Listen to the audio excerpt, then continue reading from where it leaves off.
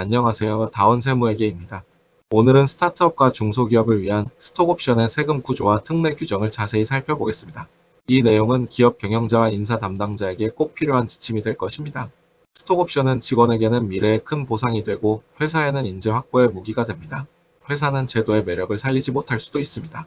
특히 주식을 팔지 않았는데도 세금을 먼저 내야 하는 상황이 발생할 수 있어서 반드시 최신 세법상 특례 규정을 확인해야 합니다. 스톡옵션 제도를 설계할 때는 회사와 직원 모두의 세금 영향을 고려해야 합니다. 잘못된 설계는 직원에게 예상치 못한 세금 부담을 줄 수 있습니다. 스톡옵션의 세금 구조는 기본적으로 행사 시점에 발생합니다. 즉, 시가와 행사 가격의 차익을 근로소득세로 과세하게 되는데요. 문제는 세율이 최대 49.5%까지 적용될 수 있다는 점입니다. 주식을 팔기도 전에 세금을 먼저 내야 하니 직원에게 현금 유동성에 큰 부담이 생길 수밖에 없습니다. 이 문제를 완화하기 위해 중소기업 비과세 특례와 벤처기업 과세에 의한 특례가 마련되어 있습니다. 먼저 벤처기업 직원이 스톡옵션을 행사했을 때 적용되는 특례입니다.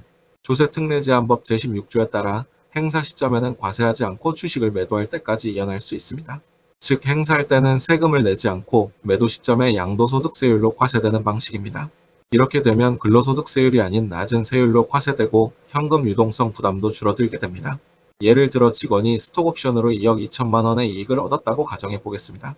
일반 기업이라면 행사 즉시 근로소득세율로 과세되어 약 1억 원 이상의 세금을 내야 합니다. 하지만 벤처기업은 세금을 매도 시점으로 이연하고 양도소득세율로 과세됩니다. 결과적으로 세금이 줄어들고 현금 유동성도 확보할 수 있습니다.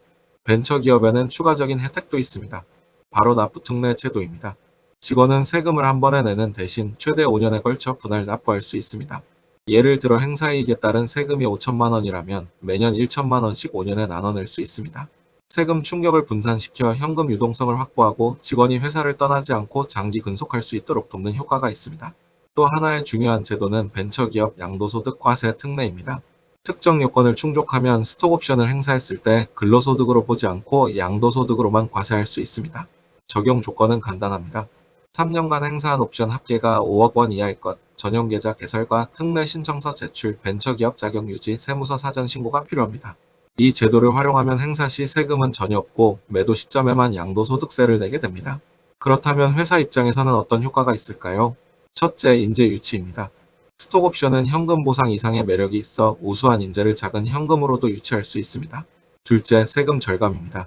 스톡옵션 행사 비용이 송금으로 인정되면 법인의 세금 절감 효과가 있습니다.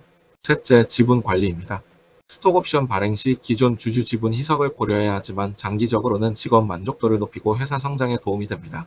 정리해보면 일반 기업과 벤처기업의 차이는 매우 큽니다. 일반 기업은 행사 시점에 근로소득세율로 과세되고 세율이 최대 49.5%에 달할 수 있습니다. 반면 벤처기업은 과세에 의한 양도소득세율 적용, 분할 납부, 양도소득 전환까지 다양한 특례가 적용되어 세금 부담이 크게 줄어듭니다.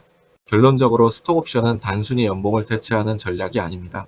올바르게 설계된 스톡옵션 제도는 회사를 성장시키고 직원에게 미래에 큰 보상을 안겨줄 수 있는 파트너십 도구입니다. 회사는 인재를 잡고 세금을 절감하며 직원은 세금을 최소화하면서 현금 유동성을 확보할 수 있습니다. 결국 스톡옵션은 회사와 직원이 함께 성장하는 가장 강력한 파트너십 전략이 됩니다.